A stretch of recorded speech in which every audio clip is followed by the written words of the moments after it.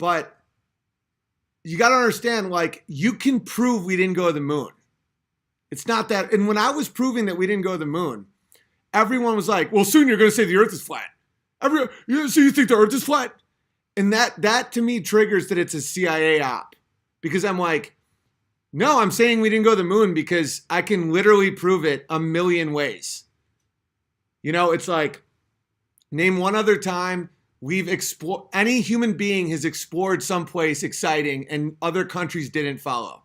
Name one other time technology went in reverse and got more expensive to produce. Name one other time that the greatest moment in human history was deleted to save tapes by an organization that gets $24 billion a year. The moon rocks have traces of uranium isotopes and brass that only occur, they're man-made from Earth. Neil Armstrong, his body language and his verbal demeanor was distancing himself from all actions when he was on the moon, and they wouldn't let him give another interview for 30 years. The rock he gave Holland was a piece of petrified wood. I don't even have to touch the Van Allen belt. And dude, look at how Bush, Clinton, Obama, they all said we're going back to the moon. Gearing up, bailed. Well, what about private? Elon Musk said he's going to the moon, bailed. Now he's going to Mars. Oh, well, there's nothing on the moon. Of course there is. There's a $1 trillion tourism business to go to the moon. It would be the best place to study Earth. There's no atmosphere. You can study the stars all day long. You can study how gravity affects your... We have bases on Antarctica and the North Pole and Greenland and everywhere, but for some reason, we have none on the moon. And people being like, one day we will get people past low Earth orbit. It's like, we did, right? You forget that Wernher von Braun said that we would require a rocket ship the size of the Empire State Building to go to the moon. No other country has ever gone.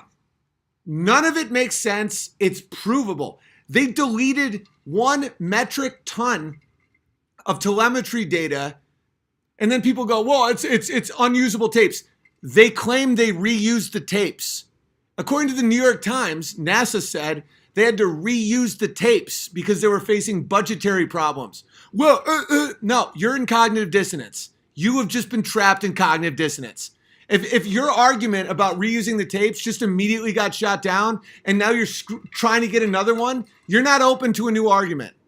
Neil Armstrong, like, and here's the biggest one by far, because people can say, Big Bear, you're not an expert of the Van Allen belt. That's why I don't even touch those things.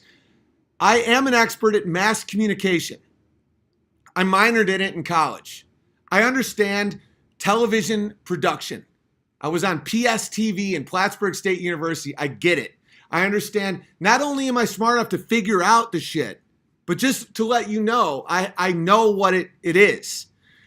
The amount of electricity it takes to broadcast a live television broadcast is not remotely possible from any of the specs from the moon. Add on to that, you're flying through space. You're going through 237,000 miles of a vacuum through a radiation belt, like a horrific radiation belt going to the Earth in the late 1960s, and people can hear you talk without enough delay to make it. They did a 4-second delay because the retards didn't realize it would have been more like a 30-second delay. It's all a lie. And of course I want to believe it. I used to want to be an astronaut. I used to want to be a paleontologist. And I'm having a hard time with macroevolution.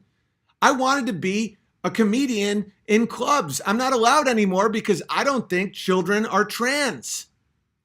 Life has a bunch of problems in it. Now the flat earth people are acting as if it's the NASA deception, where it's that obvious, where it's like, the earth is flat, bro. There's no curve. Look around. It's like, I will come to that conclusion if it's true. That, like, this is what happened with the space landing hoax.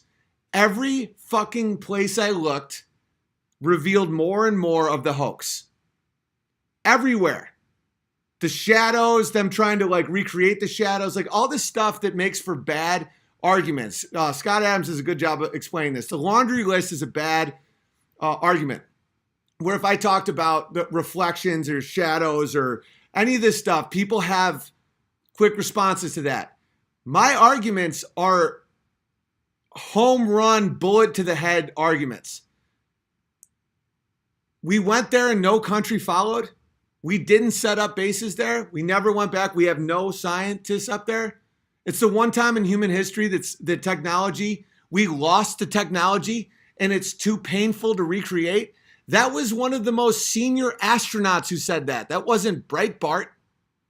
The moon rocks contain trace elements that only exist on Earth. Neil Armstrong gave Holland a piece of wood. And there is no chance you can broadcast live television from that distance with that amount of power now, let alone in the late 60s. It's all bullshit. And every stone you open, you realize it never happened. And then people say, well, wouldn't it be cheaper to... They wanted to go to the moon. John Kennedy ran his mouth in 62 and said, I choose the moon. He's on meth. You know, and so they tried to figure it out. They realized they couldn't.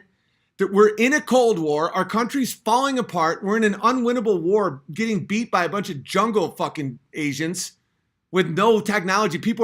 Martin Luther King Jr. is getting shot. Bobby Kennedy, JFK. People are getting dropping. You know, the country there's bombings. There's riots. You think now is bad? Dude, it was bad. There's a serious communist threat in America. You got Jane Fonda straddling a fucking giant gun over in Hanoi. We had to boost morale. We had to win the Cold War. We thought Russia was about to get there. It isn't this like heart of darkness evil that motivated it. Now it is. Now they use it as a tool of deception because they had to commit to the lie. When you tell a lie, you have to tell millions more lies to keep that lie alive. I'm convinced that's what happened to Hillary Clinton. In college, she probably thought she was going to make the world a better place. Now she has a body count longer than fucking Colombian drug cartels. It's like, it made sense to lie. I get it. At this point, it is a fucking movie production that they're just shitting it out so that no one can admit the lie. It was just like how communism doesn't work as an economic system. You have Mao Zedong, Stalin. These people are letting millions and millions of people starve to death with a great leap forward to prop up a lie because people are dying. They were taking the wheat and pushing it together and putting children on the wheat like they have so much fucking food that they can prop humans up on it. And then as soon as the camera stopped rolling, they hid the fucking skeletons. That's what this is. That when you make a lie, you put your fucking chips in and it's not true, you're about to start lying until your entire society collapses. And you know I'm right. And you keep, like, I've had close friends. People be like, well, what did it hurt? You know, it's good morale. It's good. What did it hurt? The entire society is now based on a lie.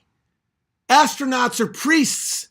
Elon Musk shooting fucking cars through this rover lander. None of it's real.